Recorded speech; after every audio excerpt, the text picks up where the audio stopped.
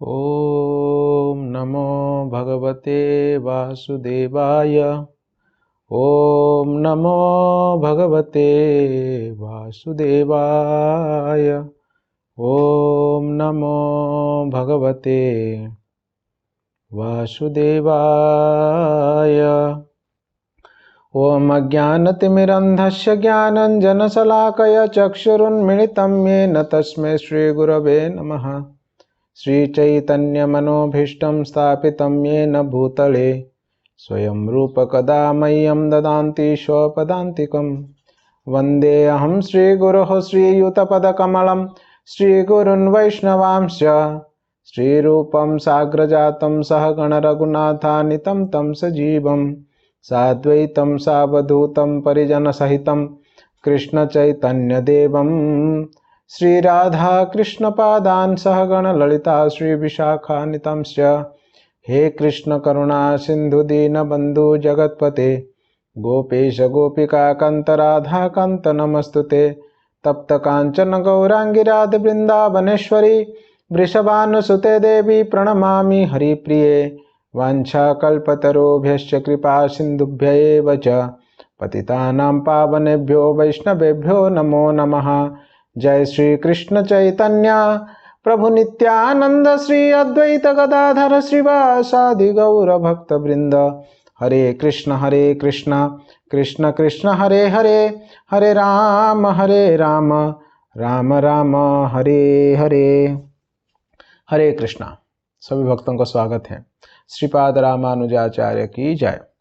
तो कल हम लोगों ने सुने थे किस प्रकार से श्रीपाद रामानुजाचार्य का जन्म होता है।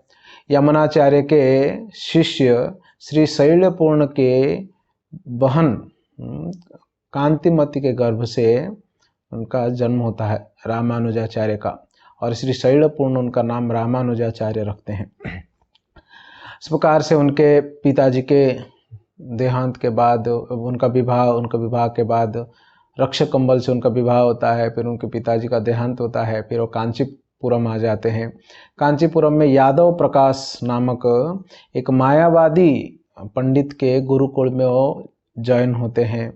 वहाँ पर वो पढ़ाई करते हैं। गुरुजी के साथ उनका जमता नहीं है, क्योंकि गुरुजी मायावाद भाष्य का व्याख्या करते हैं और वे साकार स्वरूप भगवान विष्णु के परम भक्त हैं। मगर गुरुजी ने क्या किए, इनको मारने के लिए प्रयास किए। गंगा दर्शन के लिए जाते समय रास्ते में भगवान स्वयं कांची वरदराज जो है उनको बचा कर लेकर आते हैं कांची वापस। फिर वो गुरुकुल में जाते हैं, फिर भी वहाँ पर जमता नहीं है। गुरुजी के साथ उनका तर्क वितर्क होती हैं। तभी फिर एक राजा के लड़की को ब्रह्मभूत पकड़ा हुआ था, उनको रामानुजाचार्य छुड़ाते हैं। ये सब देखकर जो है गुरुजी यादव प्रकाश उनको गुरुकुल से निकाल देते हैं। और अभी रामानुजाचार्य क्या करते हैं, कांची वरदराज जी के सेवा में रहने वाले एक महान संत जिनका नाम है कांचीपूर्ण, वो कांचीपूर्ण के अधीन में वरदराज जी का सेवा कर रहे हैं। क्या सेवा कर रहे हैं, कुएं से पानी लेकर आते हैं भगवान जी के लिए। एक महान विद्वान एक नम्र सेवा में लगे हुए भगवान के वहाँ पर।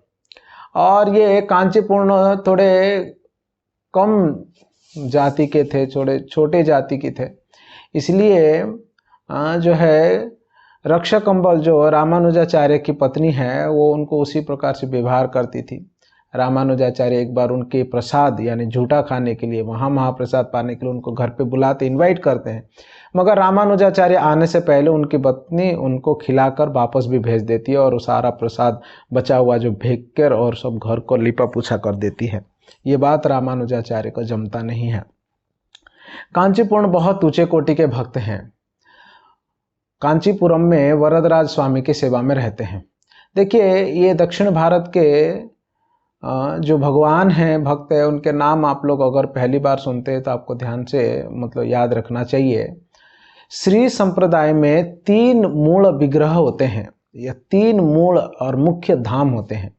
सबसे पहला होता है श्रीरंगम, जहाँ पर जगह का नाम है श्रीरंगम, और वहाँ पर जो भगवान जी हैं, भगवान का नाम है श्री रंगनाथ स्वामी।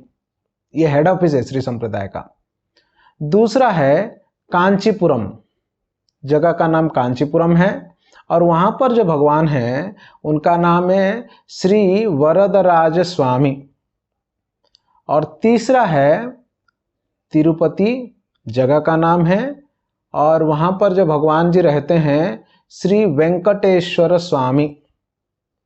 ये वेंकटेश्वर स्वामी को बालाजी, तिरुपति बालाजी करके भी जानते हैं। तो ये तीन जो जगह है और तीन जो विग्रह है वो श्री संप्रदाय के मूल विग्रह हैं।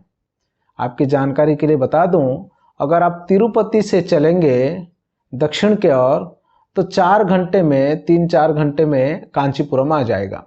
और कांचीपुरम से और दक्षिण की ओर चलेंगे तो आपको लगभग 7 घंटे में जो है ये श्रीरंगम आता है। तो ये श्रीरंगम, कांचीपुरम और तिरुपति, ये तीन जो है श्री संप्रदाय के मूल धाम, मतलब मुख्य धाम माने जाते हैं। अभी जो हम कथा चर्चा कर रहे हैं वो कांचीपुरम की है, जहाँ पर वरदराज स्वामी भगवान रहते हैं। तो ये वरदराज स्वामी भगवान जी के एक महान भक्त हैं जो कांचीपूर्ण, उनका नाम कांचीपूर्ण है। वैसे तमिल में उनका नाम है तिरुकचनंबी, तो इसको थोड़ा सा याद करने में कठिन होगा, इसलिए मैंने संस्कृत वाला नाम कह रहा हूँ।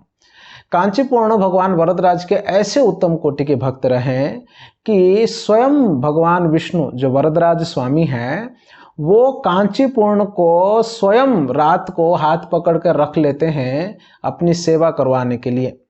तो ये कांचीपूर्ण का सेवा क्या रहता है, वो प्रतिदिन भगवान को पंखा झेलते हैं, पंखा। सब भगवान जी को पुजारियों ने शयन दे के चले जाने के उपरांत भगवान कांचीपूर्ण को अपने पास रख लेते हैं, दरवाजा बंद होने के बाद भी। और कई देर तक कांचीपूर्ण के साथ भगवान वार्तालाप करते हैं। भगवान कांचीपूर्ण को पूछते हैं कि आज की खबर क्या है, कौन कौन मंदिर में आए थे, उस पुजारी का क्या समस्या है, वो भक्त आज रो क्यों रहे थे, व्यवस्थापना क्या चल रहा है, क्या आज के तकलीफ है, सभी चीज़ें पूछते रहते हैं। और कांचीपूर्ण ये सारे बातें भगवान को बताते रहते हैं। हालांकि कांचीपूर्ण कहते हैं कि प्रभु आप तो परमात्मा हैं, आपको तो सब कुछ पता है, फिर भी पूछते हैं। तो वरदराज स्वामी कहते हैं नहीं, आप बताओ, क्योंकि आप उन लोग के साथ रहते हैं तो आपको अच्छी तरीके से खबर होगा। तो कांचीपूर्ण इन सारे बातों को भगवान को कहते हैं। और ये बात असलियत में सभी लोगों को भी पता था।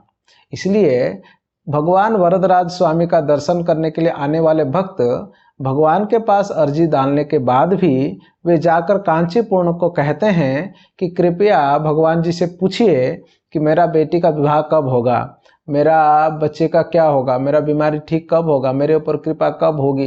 ये सारे बातें, सांसारिक बातें भी वे लोग कांचीपूर्ण को पूछते हैं और कांचीपूर्ण रात को भगवान जी से पूछकर उनको उत्तर देते हैं। और वो भगवान जी उनके सारे प्रश्नों का जवाब देते हैं। ऐसे महान भक्त है कांचीपूर्ण। तो ऐसे कांचीपूर्ण के अधीन में रहते हुए, उनके शरण में रहते हुए रामानुजाचार्य भी भगवान जी का सेवा करते रहे, भगवान जी का सेवा करते रहे। तो उधर श्रीरंगम में जो श्री संप्रदाय के हेड ऑफिस है वहाँ पर तकलीफ बढ़ते जा रहे थे। क्यों? क्योंकि जो पूरे संप्रदाय के मूल आचार्य हुए, पूरे संप्रदाय के मूल आचार्य कौन हुए? यमुनाचार्य। यमुनाचार्य तो चले गए थे भगवत धाम, उनको परम पद को प्राप्त हो गए थे वो। इसलिए यमुनाचार्य का जो स्थान है वो रिक्त हो चुका था। हालांकि यमुनाचार्य जाने के बाद एक महान संत जो यमुनाचार्य के ही शिष्य है, उन्होंने वहाँ का ये संभाल लिए, वहाँ का जो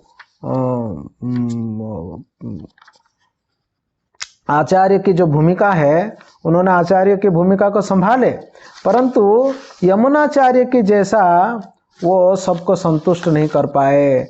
यमुनाचार्य की जो कमी है वो जो है वो पूरा नहीं हो पाया। यमुनाचार्य का जो कमी है वो पूरा नहीं हो पा रहा था। सभी भक्तों को ये पता लग रहा था कि असलियत में यमुनाचार्य की जो स्थान है वो केवल रामानुजाचार्य ही पूरा कर सकते हैं, ये सभी लोगों को पता था। और इधर रामानुजाचार्य तो श्रीरंगम से आ ही गए थे, क्योंकि उनके गुरुजी चले गए करके वो तो दर्शन किए भी नहीं आ गए थे। तो अभी क्या करेंगे? वहाँ पर सभी भक्तों ने मीटिंग करके फिर से निष्पत्ति लिए कि महापूर्ण को जो है वो भेजा जाए फिर से रामानुजाचार्य को समझा कर लेकर आने के लिए। मगर इस बार सब लोगों ने रिक्वेस्ट किया महापूर्ण को। महापूर्ण कौन? यमुनाचार्य के एक शिष्य हैं ना, महान भक्त हैं, वो गृहस्थ हैं, महान आचार्य हैं महापूर्ण। तो महापूर्ण को बोले कि देखिए आप जाएंगे तो जरूर रामानुजाचार्य को समझाने के लिए, मगर यह है कि आप जाकर केवल बोलकर मत आ जाइएगा, वहाँ पर रुकिए और रुककर उनके साथ विभिन्न कथाओं को, यमुनाचार्य के बारे में, संप्रदाय के बारे में, भगवान की कथाओं को चर्चा करिए और करते करते धीरे धीरे से उनको कन्विंस करिए। जब वो फुल्ली कन्विंस हो जाएंगे उनको लेकर आए, ताकि हमारा जो ये यमुनाचार्य के जो रिक्त स्थान है उसको पूरा किया जा सकता है। तो इस बात को सुन के महापूर्ण जो है कांचीपुर जाने के लिए तैयार हुए। इधर कांचीपुरम में क्या हुआ, रामानुजाचार्य के मन में बहुत सारे कुछ प्रश्न चल रहे थे। तो उन सारे प्रश्नों को समेट कर उन्होंने 6 प्रश्न बनाए और उन्होंने कांचीपुर को जाकर कहने लगे कि हे गुरुजी, असलियत में भगवान वरदराज जी को मुझे कुछ प्रश्न पूछने हैं। कांचीपुर कहते हैं ठीक है, कोई बात नहीं, हम भगवान से पूछ लेते हैं। यह कहकर जो है उस दिन यमुनाचार्य उस दिन जो है कांचीपुर जो है वो चले जाते हैं। दूसरे दिन जब भी कांचीपुर से रामानुजाचार्य का भेंट होती है तो कांचीपुर कहते हैं कि भगवान वरदराज आपके सारे प्रश्नों के उत्तर दे दिए। रामानुजाचार्य आश्चर्य हो गए, बोले कि मैंने तो प्रश्न पूछे ही नहीं थे।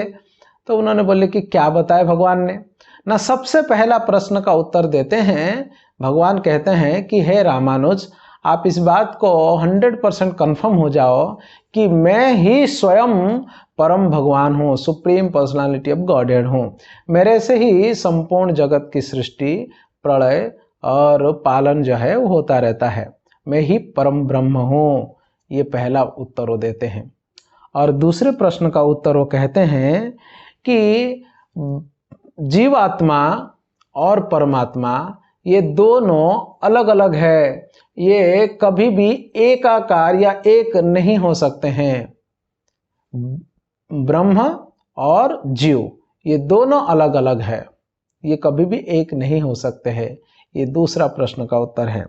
और तीसरे प्रश्न का उत्तर कहते हैं, जीव को मोक्ष प्राप्त करने के लिए यानी मुक्ति पाने के लिए मेरा चरण कमलों का शरण ग्रहण करना एकमात्र उपाय है।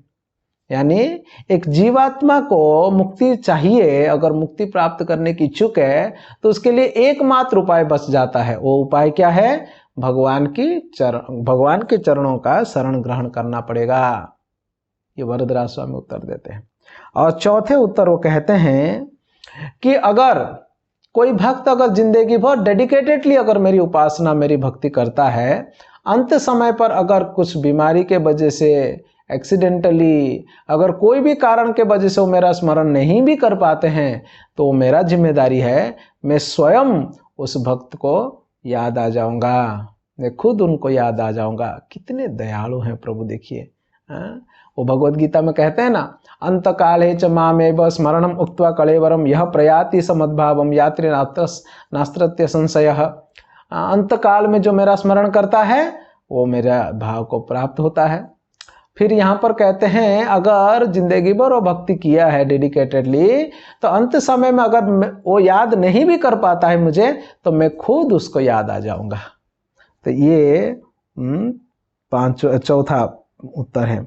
और पांचवा उत्तर में वो कहते हैं, जो मेरा प्रिय भक्त होते हैं, विशेष रूप से जो मेरे शुद्ध भक्त होते हैं, शरीर छोड़ने के बाद मैं स्वयं उस भक्त को लेने के लिए आता हूँ। यानी जो शुद्ध भक्त शरीर छोड़ते हैं, भगवान स्वयं आते हैं उनको लेने के लिए। और बाकी सब के लिए कालस्मिन, वो वही आते हैं, मगर उनका रूप जो है भयंकर होता है, काल का स्वरूप होता है। मगर जब भी उनके प्योर डिवोटी शुद्ध भक्त शरीर छोड़ते हैं, तो भगवान स्वयं आते हैं उनको ले जाने के लिए। और फिर अंत में कहते हैं कि हे रामानुजाचार्य, आपको चाहिए कि आप यमुनाचार्य के महान शिष्य महापूर्ण के शरण में जाओ और उनसे दीक्षा प्राप्त करो। ऐसे ये 6 प्रश्न उनके मन में था। और ये 6 प्रश्नों का उत्तर जो है भगवान दे देते हैं क्योंकि देखिए ये 6 प्रश्नों को अगर गंभीरता से विचार करेंगे, यही मूल सिद्धांत है, यही मूल सिद्धांत है। वैष्णव सिद्धांत, ये मूल वैष्णव सिद्धांत है। सबसे पहला कि कृष्ण ही परम भगवान है, विष्णु ही परम भगवान है, उनसे बढ़कर और कोई नहीं है। दूसरा, जीव और परमात्मा दोनों अलग अलग है, एक कभी नहीं हो सकते हैं। हाँ? और जो मायावाद है वो अद्वैतवाद कहते हैं उसको, जीव और परमात्मा दोनों एक ही है करके उनका कहना है। मगर वैष्णव सिद्धांत जो है, जीव और परमात्मा दोनों अलग अलग है और दोनों अलग अलग थे और दोनों अलग अलग रहेंगे, ये वैष्णव सिद्धांत है। कितने अच्छे अच्छे बातें भगवान कहते हैं कि शरण, अगर मुक्ति पाना है तो केवल मेरे चरणों का शरण ग्रहण करना पड़ेगा, क्योंकि मुक्तिदाता मुकुंद, मुकुंद को छोड़ के और कोई भी व्यक्ति मुक्ति प्रदान नहीं कर सकता है। मुकुंद ही एकमात्र उपाय है, एकमात्र व्यक्ति है जो मुक्ति प्रदान कर सकते हैं। और संसार में किसी के पास ये फैसिलिटी या ये क्षमता नहीं है कि व्यक्ति को मुक्ति दिला दे।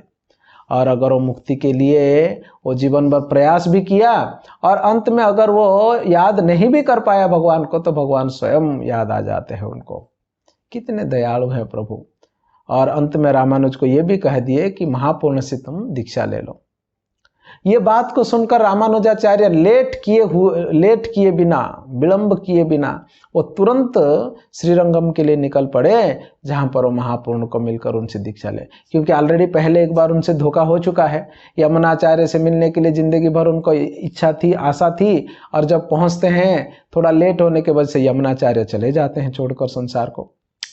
इसलिए वो दौड़ते दौड़ते जाते हैं श्रीरंगम का, क्यों, भगवान जी के बातों को सुन के। उधर भक्तों का सब मीटिंग के वजह से महापूर्ण जो है वो कांची की ओर आ रहे थे।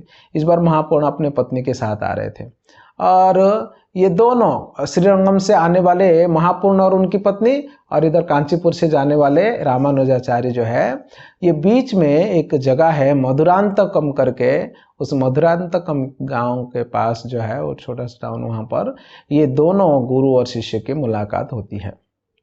रामानुजाचार्य पूछते हैं, गुरुदेव आप यहाँ पर? महापूर्ण कहते हैं, रामानुज आप ऐसे यहाँ पर? तो वो कहते हैं, भगवान के आदेश है कि आपके शरण में जाऊं। महापूर्ण कहते हैं कि तो ठीक है, तो चलो, अगर भगवान के ही आदेश है तो कांचीपुरम जाकर वहीं पर दीक्षा समारोह करते हैं। रामानुजाचार्य कहते हैं कि इस बार मैं विलंब नहीं करूँगा, पता नहीं कब क्या होता है, उनका क्या प्लान रहता है, बोलते हैं एक और करते हैं एक भगवान। इसलिए आप ऐसा करिए, यहीं पर मुझे दीक्षा दे दीजिए, इसी क्षण मुझे दीक्षा दे दीजिए। तो वहाँ पर एक सुंदर सा पवित्र पुष्करणी, और उस पुष्करणी के किनारे जो है इनका दीक्षा समारोह होता है। और रामानुजाचार्य को जो है वैष्णव संप्रदाय के अनुसार, उनके शास्त्रों के अनुसार उनको दीक्षा प्रदान की जाती है। श्री वैष्णव संप्रदाय में दीक्षा के समय शिष्य के शरीर में छाप दिया जाता है। छाप किस चीज़ की? शंख और चक्र की चिन्ह जो है, मतलब वो सील जो है उसको जलाकर लोहे का, उसको जो है छाप देते हैं, वो दीक्षा शिष्य हो जाते हैं। तो अभी रामानुजाचार्य जो है, रामानुज जो है अभी आचार्य तो बने नहीं थे, रामानुज जो है अभी महापूर्ण के प्रामाणिक शिष्य हो गए, श्री वैष्णवों के एक वैष्णव संप्रदाय में वो अभी जुड़ गए। तो महापूर्ण गुरुजी बन गए, गुरु माता, और गुरु माता गुरुजी के साथ वो कांचीपुरम वापस आते हैं। उन्हें अपने ही घर में रहने के लिए व्यवस्था करते हैं, और प्रतिदिन जो है महापूर्ण के साथ कांचीपूर्ण के साथ बैठकर भगवान वरदराज जी के सेवा के साथ साथ अनेकों भगवत लीलाओं के बारे में चर्चा हुआ करता था। क्योंकि जब भगवान के भक्त एक दूसरे से मिलते हैं, वो क्या करते रहते हैं? कथयंतश्च माम नित्य तुष्यंती च रमंती च, है ना, सततम कीर्तयंतो माम यतंतश्च दृढ़ता, सतत कीर्तन करते रहते हैं और भगवान के बारे में ही वार्तालाप करते हैं, पूछताछ करते हैं और आनंद लेते रहते हैं। यही तो भक्तों का लक्षण है। भक्त हमेशा एक दूसरे भक्त से मिलते हैं तो केवल कृष्ण कॉन्शियसनेस, कृष्ण भावनामृत की बातें ही कहते हैं। भगवान के दिव्य लीलाओं के बारे में, भगवान के दिव्य गुणों के बारे में, भगवान के भक्त की लीलाओं के बारे में, उनके दिव्य गुणों के बारे में वो पूछताछ करते हैं और दूसरे भक्त बताते हैं। तो ये शास्त्र चर्चा चल रही थी महापूर्ण का, रामानुज का और कांचीपूर्ण के। और इधर कई दिन इस प्रकार से चली। तो एक दिन की घटना है, एक गड़बड़ी सा हो गया। जो रक्षक कंबल है रामानुज की जो वाइफ है, पत्नी, वे एक कुएं में पानी लेने के लिए गए थे। गांव के जो कुआं है, और उसी कुएं से जो महापूर्ण की पत्नी है वो भी पानी ले रहे थे। तो उस समय महापूर्ण की पत्नी के मतलब उससे जो मटका है उससे पानी थोड़ा सा छिटक के जो है वो रक्षक कंबल यानी रामानुजाचार्य की पत्नी के वहां पर जो है गिर गया। तो रामानुजाचार्य की पत्नी जो है ना बहुत क्रोधित हो गई। हालांकि रामानुजाचार्य की पत्नी भी उनसे दीक्षा ली हुई थी, ये गुरु माता हैं और महापूर्ण गुरु जी हैं, उन्हीं के वहां रहते थे। फिर भी क्योंकि ये रक्षक कंबल जो है ना एकदम से कट्टर उस समय के ब्राह्मण कल्चर, जो छूत अछूत नीच उच्च कुल, ये सारे चीज़ों को जो है ना बड़ी गंभीरता से पालन करने वाली हैं। तो उन्होंने क्या किया, महापूर्ण की पत्नी को यूं ही उठपटांग डांट दी। तुम्हें समझ में नहीं आ रहा है, गुरु माता हुई तो क्या हुआ, तुम्हारा तो थोड़ा नीचे जात का, हम ऊंचे ब्राह्मण है, ये ना वो क्या क्या सब बोल डाली। तो ये बात महापूर्ण की पत्नी तो बड़ी हम्बली हाथ जोड़कर क्षमा प्रार्थना की कि हमें क्षमा कर दो, हमारी जानकारी के बिना ऐसे हो पाया है, हम आगे से ध्यान रखेंगे। परंतु ये अपमान को महापूर्ण की पत्नी सह नहीं पाई, उनको बहुत दुख पहुंचा, ठेस पहुंचा। और जब भी महापूर्ण आते हैं तो महापूर्ण से सारी बातें बताती हैं। तब महापूर्ण मुस्कुरा के कहते हैं कि शायद भगवान श्री रंगनाथ जी हमको वापस बुला रहे हैं, और इसीलिए ऐसी विकट परिस्थिति जो है उत्पन्न हो रहा है हमें न रहने के लिए। देखिए भक्तों का क्या समझ होता है, जब भी जीवन में कोई विकट परिस्थिति आती है या जब भी जीवन में कभी नेगेटिव सिचुएशन आता है, तभी उसको भी भगवान की ही इच्छा है करके मानते हैं। तो महापूर्ण ने क्या सोचे कि इस प्रकार की परिस्थिति यहाँ पर क्यों उत्पन्न हुआ, शायद भगवान रंगनाथ जी हमें श्रीरंगम वापस बुला रहे हैं, इसीलिए वो हमें संकेत दे रहे हैं कि जगह छोड़ दो करके। तो जहाँ पर अपमान होता है उस जगह को त्याग देना चाहिए। ये कहकर महापूर्ण और उनकी पत्नी रामानुजाचार्य को कहे बिना ही वे वहां से निकलकर श्रीरंगम चले गए। रामानुजाचार्य कहीं गए हुए थे, वो रिटर्न आकर घर में जब भी गुरु जी को खोजते हैं, गुरु माता को खोजते हैं, तो फिर वो तो दिखते हैं नहीं। तब उन्होंने अपने पत्नी रक्षक कंबल से पूछते हैं कि गुरु जी और गुरु पत्नी कहाँ गए, गुरु माता कहाँ गए। तो रक्षक कंबल कहती है कि मुझे क्या मालूम, वो तो यूं ही खामोखा ही गुस्सा कर गए, हमने क्या बोल दिया भला, केवल उनका पानी हमारे ऊपर गिर गया था इसलिए तो मैंने बोला कि संभाल कर करो, उतने में ही इतना गुस्सा हो गए। उनकी पत्नी तो पता नहीं क्या गुस्सा हो गई, और उनसे तो ज़्यादा गुस्से वाले आपके गुरुजी हैं, और पता नहीं कैसे गुरुजी बन गए, ब्राह्मण बन गए। तो इस बात को सुनकर रामानुजाचार्य को बहुत कष्ट हुआ, बहुत कष्ट हुआ। रामानुजाचार्य को बहुत कष्ट हुआ कि ये कैसे ऐसे व्यवहार कर सकते हैं करके मेरे गुरुजी के साथ। वो समझ गए कि मेरे पत्नी के ही कुछ गलत व्यवहार के वजह से गुरुजी जो है वो चले गए होंगे। यह सोचकर पत्नी को बहुत डांट फटकारे, बोले कि तुम्हारे वजह से कांचीपूर्ण के प्रसाद मुझे प्राप्त नहीं हो पाया, तुम्हारे वजह से गुरुजी जो है घर छोड़कर चले गए, तो आप कैसे हो, आप ऐसी पत्नी हो, पति को आध्यात्मिक जीवन में प्रगति के लिए मतलब बाधक बन रहे हो, आपको तो मदद करना चाहिए। ऐसे ऐसे अनेकों बातें कहने लगे। तो रक्षक कंबल जो भी वो तो चुप हो गई। और उसी समय उसी दिन की बात है कि एक ब्राह्मण उनके घर में भिक्षा मांगने के लिए आते हैं। तो रक्षक कंबल उनको भी डांट कर फटकार कर भेज देती हैं। क्यों? क्योंकि उनके पति का क्रोध जो है वो ब्राह्मण के ऊपर निकालती हैं। और ये बात जो है रामानुजाचार्य को बहुत कष्ट होता है।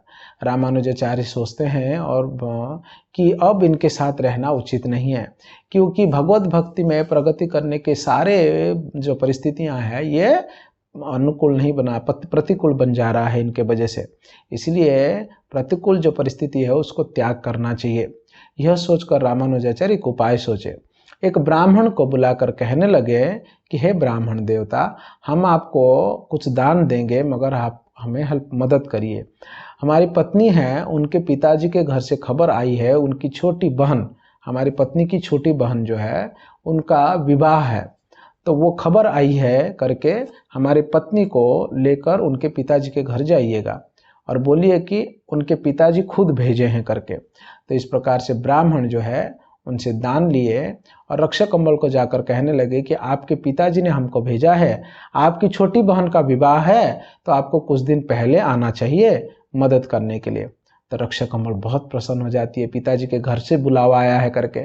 स्वाभाविक ही जो स्त्रियाँ होते हैं, माताएं होते हैं, जब भी मायके से बुलावा आता है, मायके जाना रहता है तो बहुत खुश हो जाते हैं वो लोग। वो बड़े सुंदर तरीके से सज धज ली। रामानुजाचार्य जब आकर पूछते हैं क्या हुआ, वो कहती हैं कि हमारे पिताजी के घर से बुलावा आया है, मेरी छोटी बहन का विवाह है और आप जो है ना विवाह के समय पर आ जाना और मैं पहले जाऊंगी कुछ मदद करने के लिए। रामानुजाचार्य कहते हैं कोई बात नहीं, आप जाना और मैं बाद में आ जाऊंगा। और वो ब्राह्मण के साथ रक्षक कम्बल निकल पड़ती हैं। और ठीक इसी के मौका देखकर रामानुजाचार्य अभी कांचीपुर्ण को निवेदन करके भगवान श्री वरदराज स्वामी के सामने वे संन्यास व्रत को धारण कर लेते हैं। वो त्रिदंडी सन्यासी बन जाते हैं और उस समय कांचीपुर्ण उनका नाम रखते हैं यतिराज। यतिराज शब्द का अर्थ था, यति मतलब सन्यास, राज मतलब राजा यानी श्रेष्ठ, सन्यासियों में श्रेष्ठ, ऐसा उनका नाम जो है कांचीपुर्ण रख लेते हैं, यतिराज करके उनका नाम रख लेते हैं। और अभी रामानुज का क्या बन गए, रामानुजाचार्य या यतिराज बन गए अभी। तभी अनेकों लोगों को ये खबर जब चारों तरफ फैल गया, उनके पत्नी तक भी पहुंची। पत्नी बड़ी दुखी हुई, अभी सन्यास ले लिए तो अभी उनके पास तो नहीं आई हो। अभी कई दूर दूर तक वो खबर फैलते गया। प्रतिदिन रामानुजाचार्य जो है अनेकों शास्त्रों के ऊपर व्याख्यान दिया करते थे कांचीपुरम में बैठकर वरदराज स्वामी के मंदिर में। तो कई लोग जो है लोग आकर वहाँ कर उनका प्रवचन सुना करते थे। कई लोग उनके शिष्य बन गए। विशेष रूप से 2 महान उनके शिष्य हुए। प्रथम शिष्यों में से एक जन का नाम है कुरेश और दूसरे का नाम है दासरथी। उनको कुरेश को कुरत आलवार भी कहते हैं। तो दासरथी और कुरेश बहुत डेडिकेटेडली डिवोटी बने। आगे जाकर उनका डेडिकेशन के बारे में सुनेंगे तो आश्चर्य हो जाएंगे और हमें ऐसा लगेगा ये इस संसार में और फिलहाल इस युग में जो है ये असंभव जैसा प्रतीत होगा हमें। मगर ऐसे डिसाइपल्स हुए कुरेश और दासरथी रामानुजाचार्य के। एक दिन की घटना क्या हुआ मालूम है, जो पहले की जो उनके गुरुकुल के शिक्षक थे, याद है आपको, मायावादी टीचर, उनका नाम यादव प्रकाश था, और जिन्होंने मारने के लिए प्रयास किया था, वो यादव प्रकाश तो वृद्ध हो चुके थे और उनकी माँ भी थी उस समय, बहुत वृद्ध हो चुकी थी। और वो आई थी कांची वरदराज स्वामी का दर्शन करने के लिए। तो कांची वरदराज स्वामी का जब भी वो दर्शन करने के लिए आई, दर्शन करके जा रही थी, तभी रामानुजाचार्य के व्याख्यान को सुनी। वो बैठकर रामानुजाचार्य वहाँ पर हरि कथा कर रहे थे, शास्त्रों के ऊपर चर्चा कर रहे थे, अनेकों शिष्य बैठकर सुन रहे थे। वो थोड़ी देर सुन के घर वापस जाकर यादव प्रकाश को कहती है, बेटा अगर सच में तुम्हें मुक्ति चाहिए तो तुम्हें रामानुजाचार्य की शरण में जाना चाहिए। वही रामानुजा जो तुम्हारा शिष्य हुआ करता था, आज वो त्रिदंडी सन्यासी हैं। उसका विचक्षण ज्ञान, उसका विचक्षण शारीरिक आभा वो देखोगे, आश्चर्यचकित रह जाओगे। सचमुच स्वयं भगवान के द्वारा भेजा हुआ कोई व्यक्ति के जैसा लगते हैं। आप निश्चित रूप से उनके शरण में जाना, यही मेरा निवेदन है, माँ कहती है यादव प्रकाश को। यादव प्रकाश तो सोच में पड़ जाता है। हालांकि जब से रामानुज को अपने गुरुकुल से निकाले हैं यादव प्रकाश, तभी से यादव प्रकाश का मन जो है उद्विग्न हो रहा है, कमी महसूस होती है। कुछ गलती कर दिए करके उनको प्रतीत होता है, मगर वो समझ नहीं पाते कि मैंने क्या किया करके, और क्या वही गलत था सही था, कुछ समझ नहीं पा रहे थे।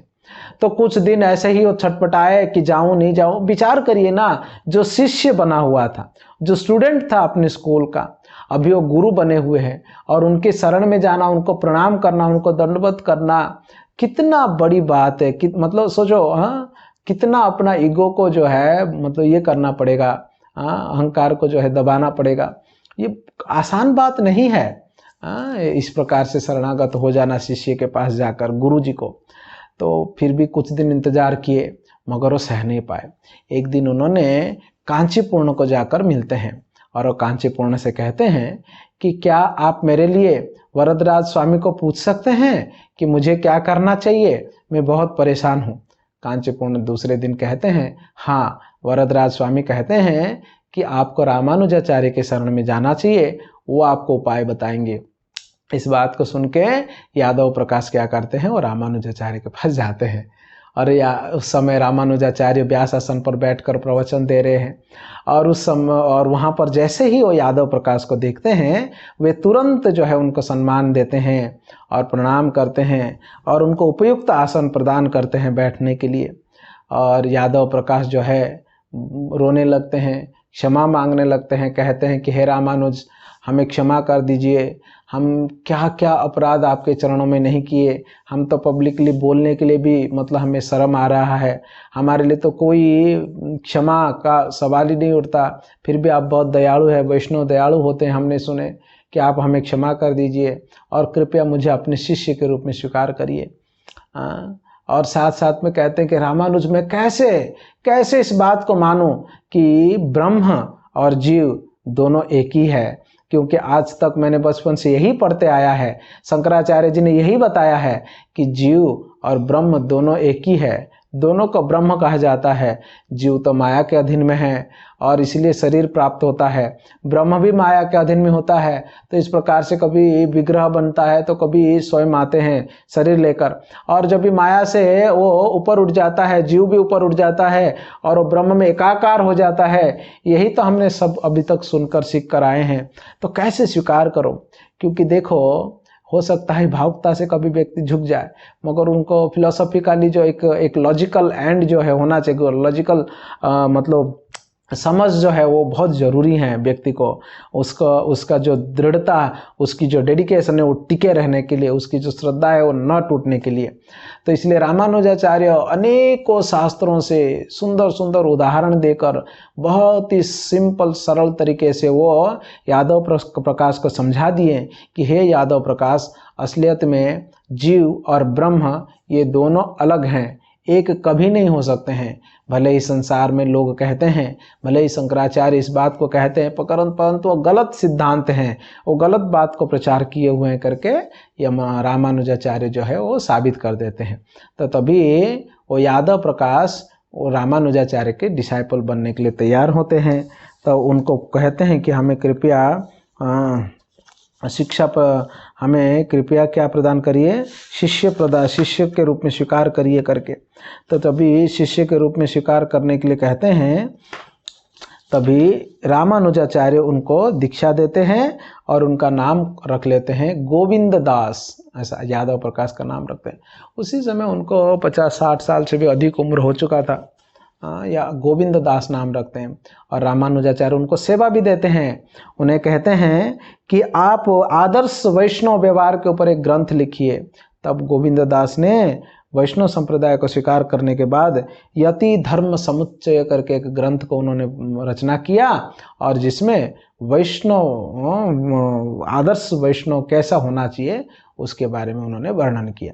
तो इस प्रकार से रामानुजाचार्य का ख्याति दिन प्रतिदिन जो है वो कांचीपुरम में बढ़ते गया।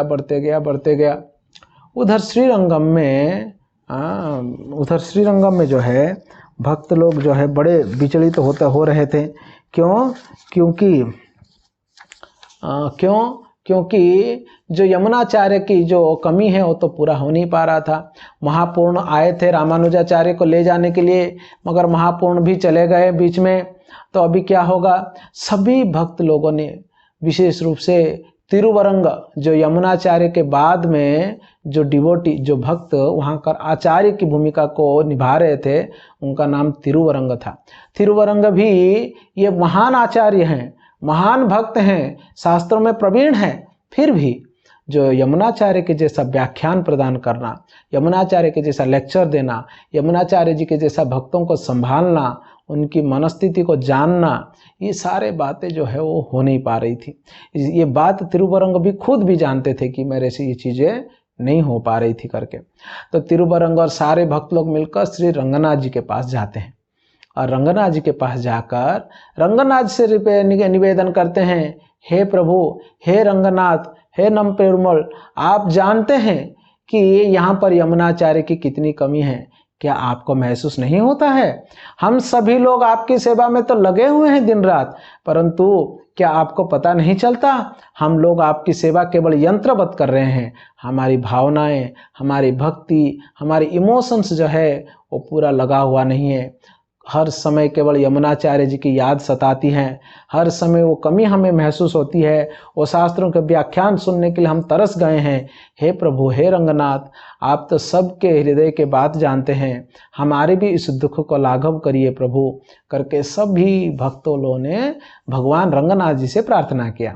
तो भगवान रंगनाथ कहने लगे।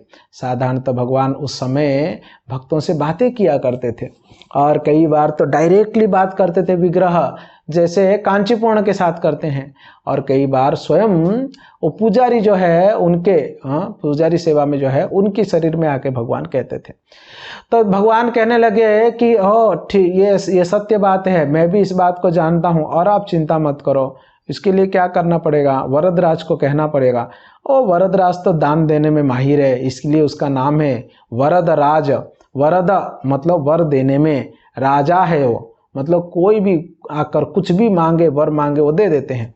वरदराज को देने मांगने में कोई तकलीफ थोड़े है, वो ऐसे यूं ही देंगे, कोई दिक्कत थोड़े है। तो एक काम करो, एक चिट्ठी लिखो मेरे ओर से, मैं कहता हूँ लिखो।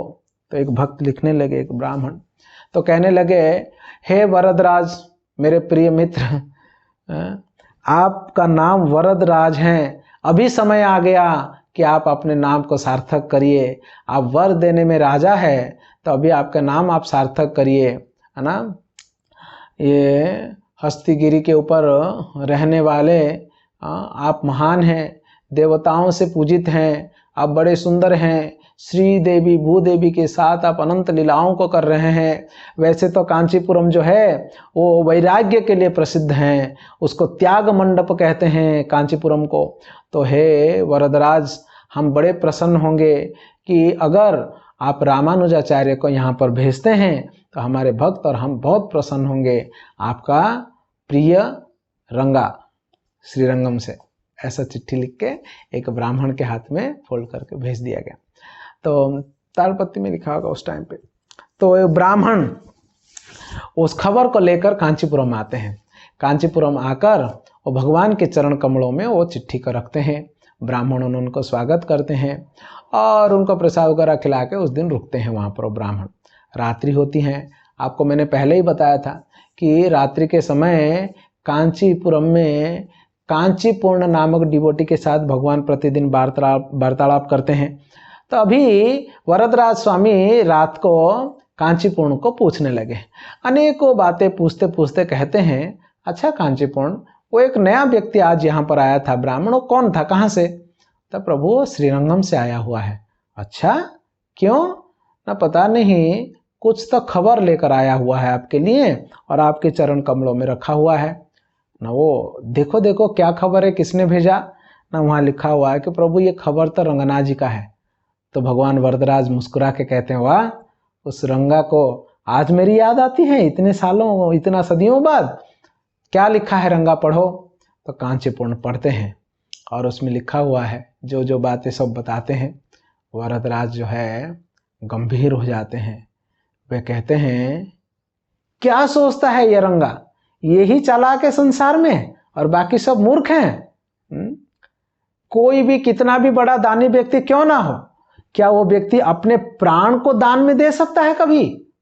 ये कैसे रामानुज को मांग सकता है?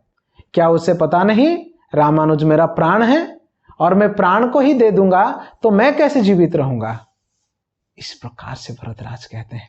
इस बात को सुनकर कांचीपूर्ण भी आश्चर्य हो जाते हैं कि रामानुजाचार्य वरदराज स्वामी को इतना प्रिय है। तो कांचीपूर्ण कहते हैं कि प्रभु क्या करना है, क्या करना है?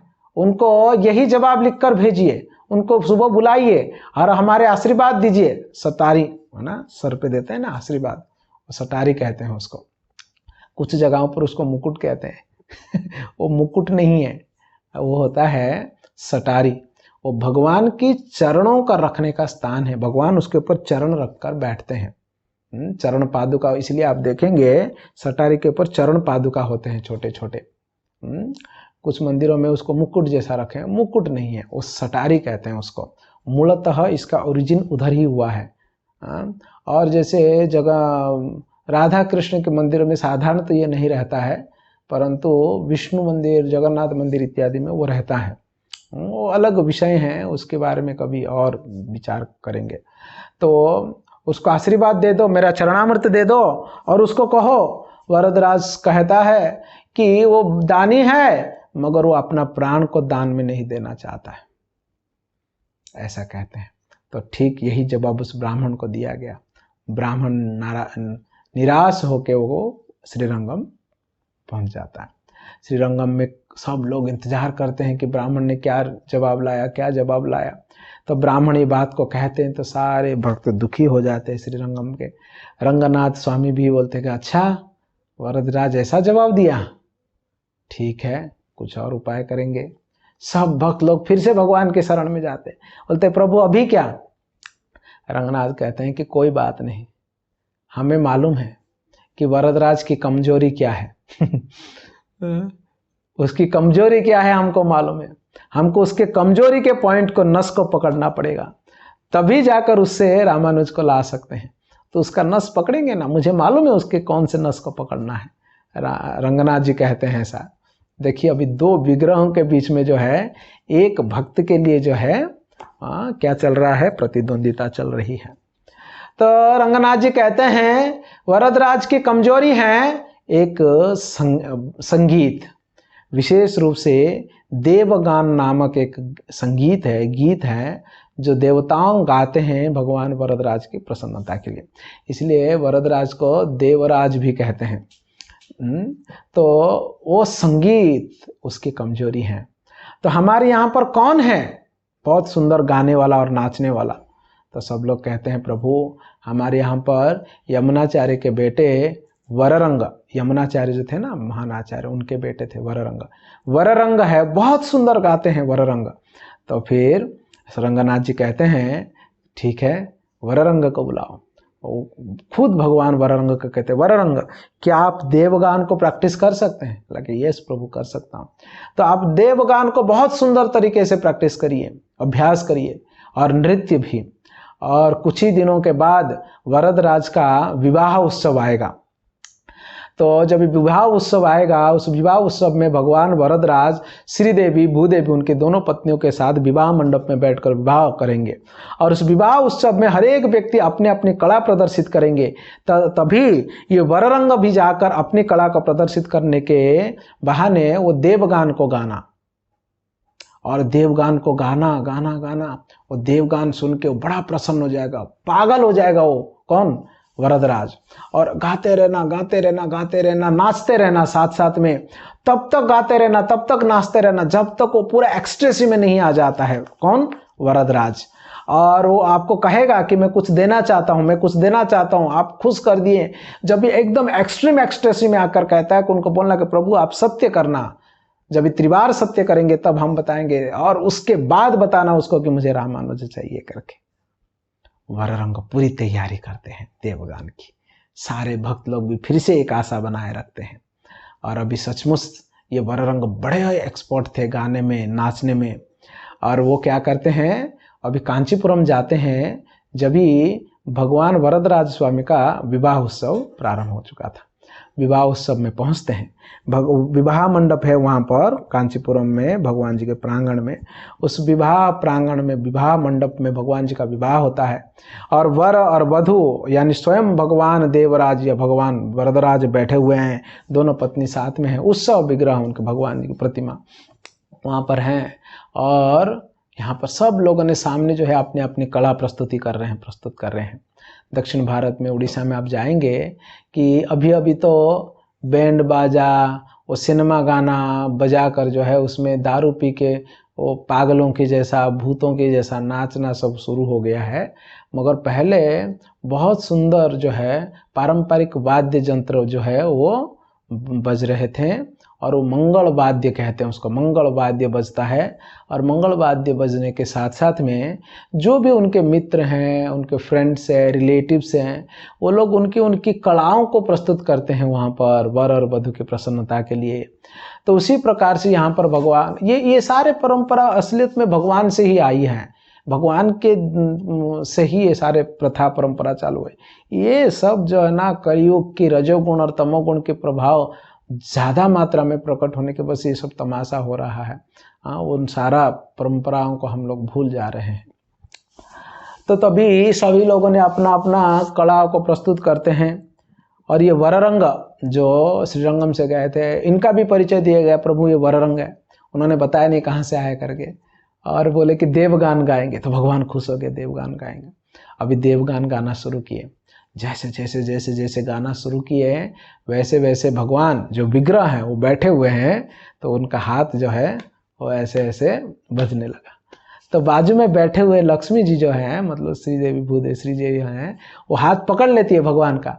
वो कहती है प्रभु क्या कर रहे हैं, ये कलयुग है और ये यहाँ पर आप विग्रह के रूप में हैं और आप ऐसे हाथ बजाएंगे तो लोग समझ में नहीं आएगा क्या हो रहा है करके। आप चुपचाप विग्रह के जैसा रहिए और आनंद लीजिए। भगवान बोलते हैं कि आनंद लेना मतलब वो आनंद मतलब उसमें मतलब में घुल मिल जाना, और ऐसे साइलेंट में रह के आनंद कैसा लेंगे आप कह रहे हैं लक्ष्मी। तो आनंद कैसा होगा उसको ना, मुझे भी जाना है उसके साथ नाचने के लिए। दोनों लक्ष्मी बैठकर बिठा देते हैं पकड़कर, तो वो और गाते हैं बहुत सुंदर सुंदर श्लोकों के। वो भगवान का ही गुणगान है, बड़े मधुर स्वर में जो देवताएं गाते हैं वैसा और गाते हैं। भगवान एकदम भाव विभोर हो जाते हैं, एक्सट्रेसी में आ जाते हैं। भगवान कहते हैं कि अभी मैं जाऊंगा नाचने के लिए। लक्ष्मी पकड़ लेते हैं कि नहीं भौतिक संसार आप क्यों ऐसा कर रहे हैं करके। तो भगवान कहते हैं कि नहीं अभी तो मैं रुक नहीं सकता हूँ। तो भगवान विग्रह स्वयं जो है वो स्वयं प्रकट होके वो वररंग के साथ नाचने लगे। और ये सीन दोनों लक्ष्मियाँ और साथ साथ में कांचीपूर्ण रामानुज ऐसे ही कुछ भक्त जो है वो देख रहे थे कि भगवान नाच रहे हैं। और भगवान के नृत्य, अभी सोचिए वो नटराज है भाई, और उनका नृत्य देखकर ये श्रीदेवी भूदेवी भी रह नहीं पाए, वो भी उतर गए प्रांगण में और वो भी नाचने लगे। हालांकि सबको नहीं दिख रहे थे। जो महान उत्तम कोटि के भक्त हैं, प्रेमांजन स्फुरित भक्ति विलोचन, ऐसे संतों को ही वो सदैव जो है वो दर्शन देते हैं, तो उनको दर्शन दे रहे थे। तो ये नृत्य चल रहा था और बार बार बोल रहे थे कि वररंग मैं तुम्हारे ऊपर बहुत प्रसन्न हूँ, मैं बहुत खुश हूँ, कुछ भी मांगो, ये लो मेरा हार ले लो, ये मोतियों की माला ले लो, ये वैकुंठ की माला है। तो वररंग कहते हैं कि प्रभु जी मैं मोतियों की माला क्या करूँगा प्रभु, हम तो रहे वैष्णव और हम तो ये तुलसी जो पहनते हैं, तुलसी माला उतना काफ़ी है, वही हमारी सुंदरता है। ये मोतियों की माला हम लेकर क्या करेंगे, सोना हीरा जेवरात ये सब क्या करेंगे हम। तो और क्या चाहिए मांगो, मैं कुछ भी देने के लिए तैयार हूँ। इस संसार में कुछ भी दे सकता हूँ तुमको, कुछ भी दे, संसार में कुछ भी मांगो मैं दे सकता हूँ। तो और गा रहे लगे मांगो मैं बहुत खुश हूँ। उसको आलिंगन कर रहे, उनको बोल रहे मांगो मैं कुछ भी देने के लिए तैयार हूँ, मैं बहुत प्रसन्न हूँ, मैं बहुत खुश हूँ, आज तुमने मेरे को जीत लिया है। बोलते प्रभु आप सत्य करिए, त्रिवार सत्य करिए, जो भी मांगेंगे, लेकिन संसार में कुछ भी मांगो मैं तुमको देने के लिए तैयार हूं। सत्य सत्य सत्य त्रिवार सत्य मैं करता हूं कि संसार में मैं कुछ भी दे सकता हूं तुमको। बात को सुन के दोनों रानी डर जाते हैं, दोनों प्रभु लक्ष्मी डर जाते हैं, भगवान के दोनों हाथ पकड़ लेते हैं। तो भगवान बोलते और पकड़ के कहते हैं प्रभु आपके अलावा संसार में हम कुछ नहीं जानते हैं, आपको छोड़ के हम नहीं रह पाएंगे, हम सच कह रहे हैं। तो भगवान बोलते हाँ मेरे दोनों पत्नी को छोड़ देना, मेरे दोनों पत्नी को छोड़ के तुम संसार में कुछ भी मांगना मैं दे दूंगा। तो फिर बोलते कि प्रभु मुझे रामानुज चाहिए, श्रीरंगम ले जाना है। रंगनाथ जी बोले हैं। हाँ भरद्वाज जी आश्चर्य हो जाते, अच्छा ये रंगनाथ जी का रंगा का चाल है। ओहो नहीं रामानुज ने यार, रामानुज ने, ये दोनों और रामानुज तीन को छोड़ दो, ये तीनों को छोड़ के कुछ और मांगो ना प्लीज कुछ और मांगो। लेकिन नहीं हमको तो रामानुज चाहिए। वररंग अड़ गए अपने जिद पर। भगवान बोलते तुम मजाक कर रहे हो ना वररंग, तुम मजाक कर रहे हो राइट, आप मजाक कर रहे हो ना वररंग, है कि नहीं, है ना, मजाक कर रहे हो ना, कुछ और मांगो, हाँ कुछ और मांगो, रामानुज नहीं। वररंग बोलता है हमको और कुछ नहीं चाहिए प्रभु। नहीं नहीं, ऐसा कैसे हो सकता, मैं रामानुज को कैसे दे सकता हूँ, रामानुज मेरा प्राण है, ये दोनों पत्नी और मेरे रामानुज, ये तीन को छोड़कर, और आप कुछ भी मांगो ना, कितने लोग हैं उनको मांगो ना, क्या सेवा करना है वहां पर जाकर। वैसे भी मैं किसी को भी शक्ति प्रदान करूंगा, वो वहां पर जाकर व्याख्यान देगा, अच्छा अच्छा प्रवचन देगा, किसी को भी लेके जाओ, किसी को भी उठाओ, मुझे कोई प्रॉब्लम नहीं, लेकिन नहीं मुझे रामानुज से, नहीं नहीं नहीं नहीं, वो जिद पकड़ा। तो भगवान बोलते प्लीज प्लीज वररंग प्लीज, रामानुज नहीं, कृपा करो, और कुछ मांगो ना, कोई और ऑप्शन बताओ ना, कोई सेकंड ऑप्शन तो होने चाहिए, ऐसे थोड़े ना होता है कि एक ही ऑप्शन है, कोई और ऑप्शन बताओ, कोई और ऑप्शन। वररंग कहते हैं एक और ऑप्शन है, हाँ हाँ वो बताओ, वो वाला ऑप्शन बताओ, वो मैं करता हूँ, अब बताओ ना क्या क्या ऑप्शन है बताओ ना। सारे शास्त्रों में, सारे ग्रंथों में, सारे वेद पुराणों में आप परम सत्य हैं, और आप जो कहते हैं वो सत्य संकल्प, सत्य निष्ठ, उस सारे बातों को हटाइए, सत्य है करके हटाइए, क्योंकि आपने अभी सत्य सत्य सत्य त्रिवार सत्य करके भी आप इसको पूरा नहीं कर रहे, तो सब बातें हटा दीजिए उसमें से। बोले कि ये कैसे हो सकता है, अगर ऐसा होगा तो पूरा संसार जो है ना उल्टी दिशा में चलने लगेगी, ये तो संभव नहीं है। तो फिर आप कहते हैं ऑप्शन बताओ, और ऑप्शन देता हूं तो आप मना कर रहे हैं, आपने त्रिवार सत्य क्यों बोले हैं, वो सोच विचारे बिना, हमको तो रामानुज चाहिए। और वरदराज स्वामी के पास और कोई आंसर नहीं था। वरदराज स्वामी आंखों में आंसू भर लिए, रामानुजाचार्य आके पैर पड़ लिए, प्रभु जी मुझे नहीं जाना है, प्रभु मुझे नहीं जाना है, मुझे तो रंगनाथ जी के पास तो जानी नहीं है, पहली बात, और आपको छोड़ना नहीं है, ये तो सबसे बड़ी बात है कि हमें आपको नहीं छोड़ना है, कांचीपुरम नहीं छोड़ना है मुझे।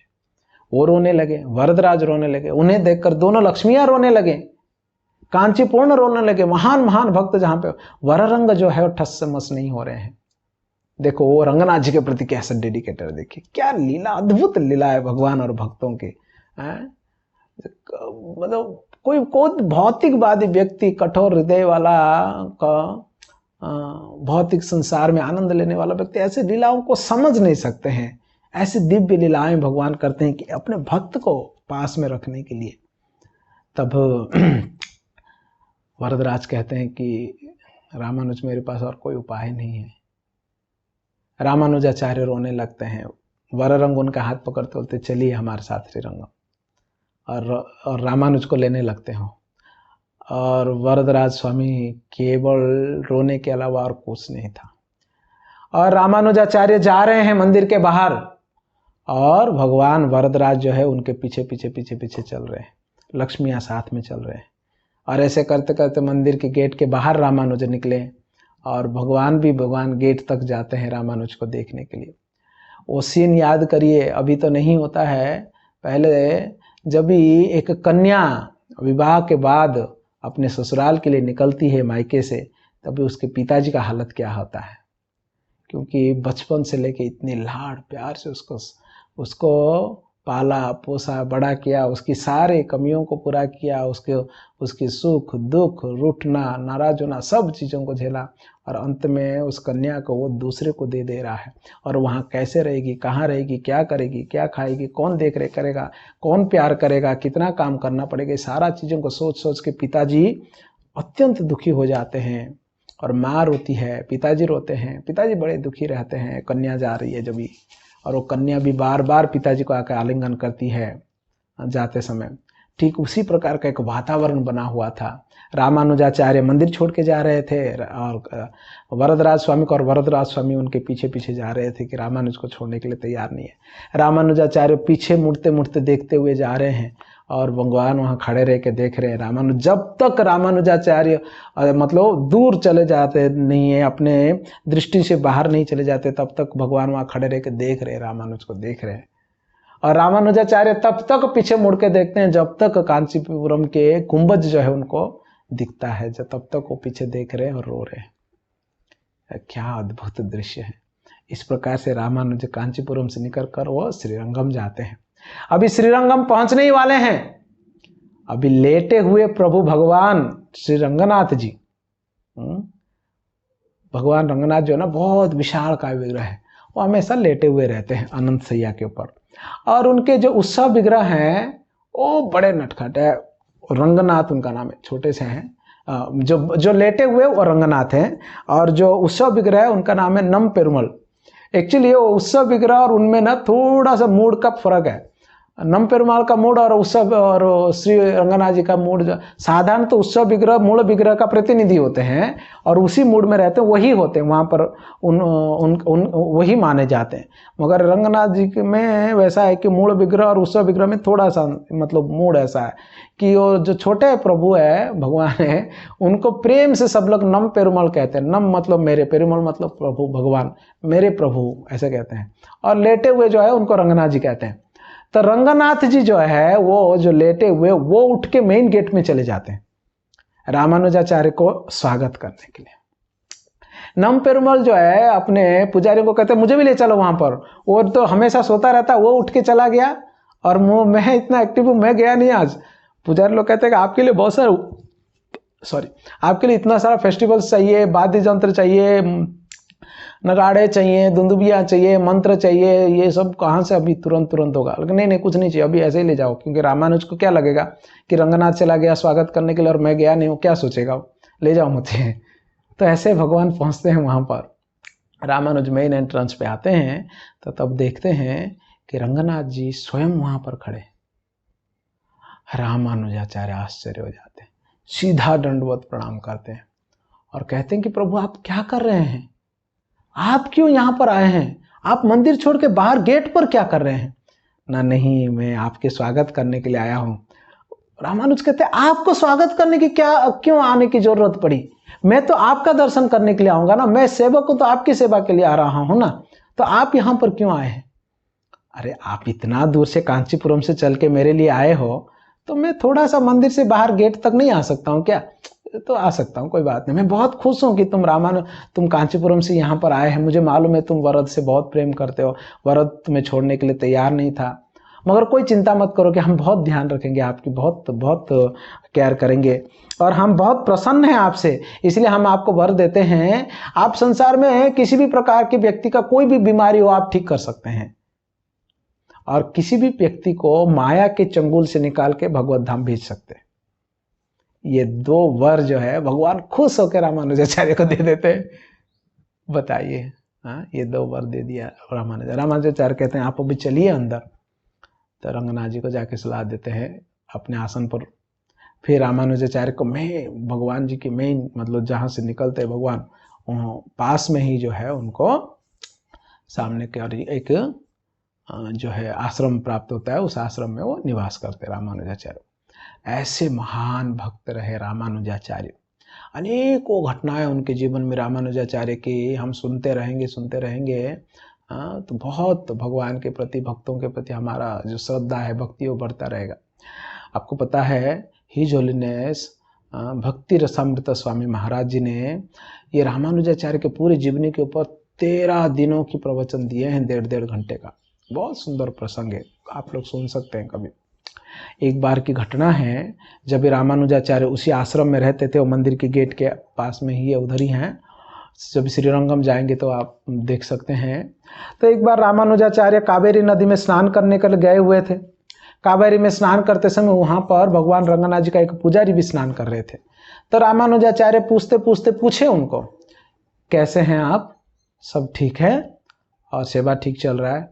हाँ सब ठीक है आचार्य महाशय, रंगनाथ जी की कृपा है, ठीक है, क्या कर सकते हैं।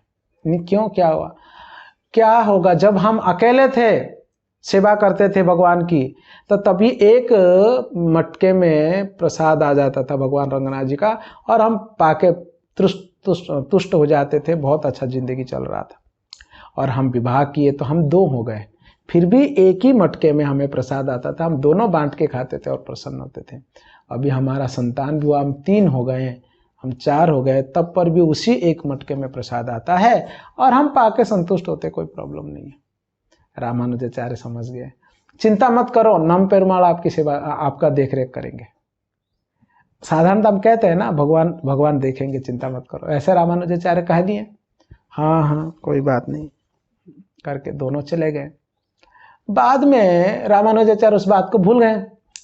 फिर रामानुजाचार्य देखते हैं 1 दिन 2 दिन 3 दिन ऐसा हुआ, प्रतिदिन दोपहर को राजभोग की मतलब भगवान जी को राजभोग खिलाकर शयन होने के बाद, मंदिर बंद होने के बाद जो है एक टोकरी, बड़ा सा टोकरी लेके एक छोटा सा बालक जो है वो रामानुजाचार्य के आश्रम के सामने से जाता है रोड के ऊपर डेली। रामानुजाचार्य का नजर पड़ता है, कोई टोकरी लेके जा रहा है, ध्यान नहीं दिए, दूसरे दिन ध्यान नहीं दिए, तीसरे दिन तो वो टोकरी लेके वो पहुंचता है कहाँ पर, उस ब्राह्मण के घर पे। और ब्राह्मण को बुलाता है, ब्राह्मण की पत्नी आते हैं, तो कौन ना, रामानुजाचार्य का शिष्य हूँ और रामानुजाचार्य ने प्रसाद भेजा आपके लिए। वो ब्राह्मण बहुत प्रसन्न हो जाता है, बोलता है देखो यही रामानुजाचार्य हैं कि उन्होंने जैसे बोले और उन्होंने ध्यान भी दिया। वो लोग खुश होकर रोज प्रसाद पाते हैं। रामानुजाचार्य सोचे एक दिन पढ़ाई करते समय, बोले कि ये कौन छोटा सा बालक इतना भारी वजन उठा उठा के रोज जाता है। रामानुजाचार्य कहते हैं कि आप, हे बालक आप रुको, तो रुक जाता है। आप कौन हो? वो कुछ नहीं बोलता है।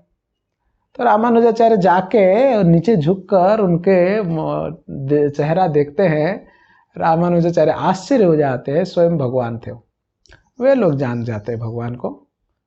प्रभु आप क्यों ये टोकरी, ये वजन कहाँ, क्यों समझ नहीं रहा है?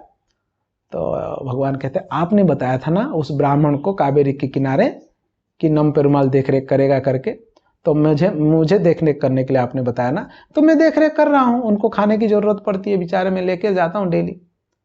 रामानुजाचार्य कहते हैं देखिए, आपको देख रेख करने का तात्पर्य है तो आप किसी को अरेंज कर सकते हैं, आपके उनकी मतलब प्रसाद के अरेंज कर सकते हैं, किसी के द्वारा हो सकता है, या मुझे बोल सकते हैं मैं कुछ अरेंज कर सकता हूँ।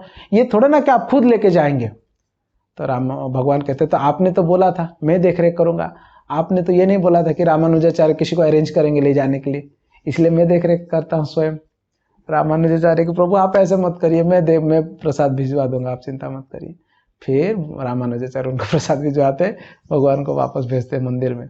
क्योंकि भगवान बहुत ध्यान रखते थे रामानुजाचार्य का, हर एक बात, हर एक चीज पुजारी को, दूसरों को पूछते भी थे कि रामानुजाचार्य का क्या क्या जरूरत है, दे रहे हो कि नहीं दे रहे हो, क्योंकि ऐसा ना लगे कि अरे वरदराज स्वामी बहुत याद आते हैं, वहां पर तो ये था, वो सुविधा था, तो वो चला ना जाए वहां पर करके भगवान इतना देख रेख करते थे रामानुजाचार्य का। ऐसे श्रीपाद रामानुजाचार्य एक महान भक्त रहे। और भी अनेकों उनके जीवन की लीलाएं हैं, सिद्धांत प्रचार की जो उनका जो तीव्रता है, और उन्होंने जो भाष्य लिखा वेदांत के ऊपर, श्री भाष्य, बड़े रोचक घटनाएं हैं। फिर से कभी हम लोग रामानुजाचार्य के बारे में सुनेंगे। हरे कृष्णा। श्रीपाद रामानुजाचार्य की जय। श्रील प्रभुपाद की जय। निताय गौर प्रेमानंदे। हरि हरि बोल।